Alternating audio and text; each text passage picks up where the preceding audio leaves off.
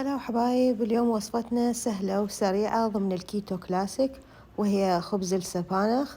خبز لذيذ ممكن تاكلوه مع البرجر أو الزبد أو أي شي تحبوه ضمن الكيتو. وقبل ما نبدي بشرح الوصفة، أتمنى ما تنسون الاشتراك بقناتي وتفعلون الجرس حتى يوصلكم كل شي جديد وممتع من وصفاتي الكيتونية اليومية. وشكرا لمتابعتكم. وأول شي بالخلاط نضع بيضة واحدة ونضيف عليها قليل من الملح والفلفل الأسود،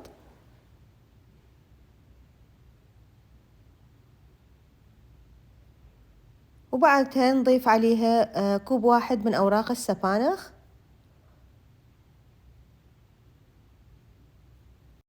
وتخلط بالخلاط لحد ما تصير خلطة سائلة عندنا.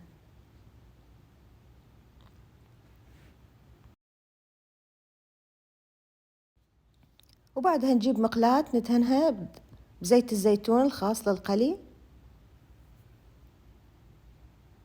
ونضيف عليه الخلطة السائلة، نفرشها جيدا بالمقلاة وعلى نار متوسطة تقلى من الجهتين.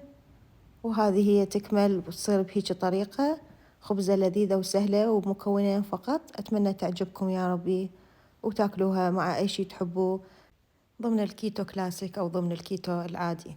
وأتمنى عجبتكم الوصفة اليوم، وإن شاء الله أشوفكم بوصفة جديدة. باي.